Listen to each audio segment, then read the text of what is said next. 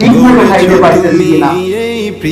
Rome সম্রাটের রাষ্ট্রীয় যুদ্ধ সাইয়েদনা ওমর রাদিয়াল্লাহু আনহু খিলাফতকাল রাষ্ট্রভবন দেখার জন্য রোম সম্রাট পাঠিয়ে দিল, যাও যাও মুসলমানদের নেতা সাইয়েদনা ওমর নাম শুনলে ভয় লাগে, পুরো পৃথিবীর অর্ধেক জয় করেছে আর এত সুন্দর শাসন ব্যবস্থা পরিচালনা করতেছে, আমার পক্ষে তোমরা গিয়ে দেখে আসো সাইয়েদনা ওমর কেমন আর তার রাজপ্রাসাদ কেমন। সুবহানাল্লাহ।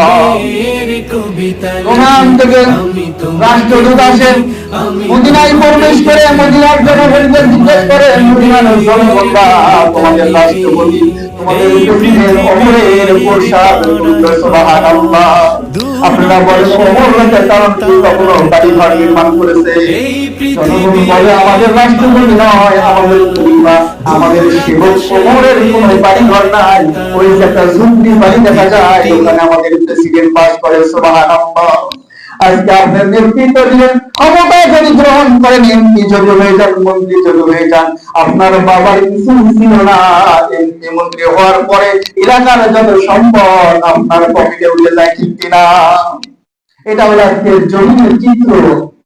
ওমর রাদিয়াল্লাহু তাআলা রাজপ্রাসাদ কিনতেছে, পারস্যের সম্রাট রোমের সম্রাটের রাষ্ট্রীয় দূত বলতেছে আমাদের যিনি খলিফা তার কোনো রাজপ্রাসাদ নাই।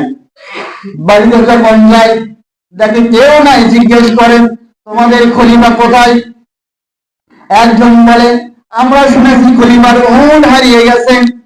খলিফা ওই দিকে উট খুঁজতে গেছে, তখন এই রাষ্ট্রদূতরা বিস্ময় প্রকাশ করে একজন রাষ্ট্রপতি একজন প্রেসিডেন্ট নিজের উট খোঁজার জন্য গেছে, আর আমাদের রোমের সম্রাটকে পাহারা দেওয়ার জন্য কত হাজার হাজার সৈনিক রেডি থাকে, ঠিক কিনা?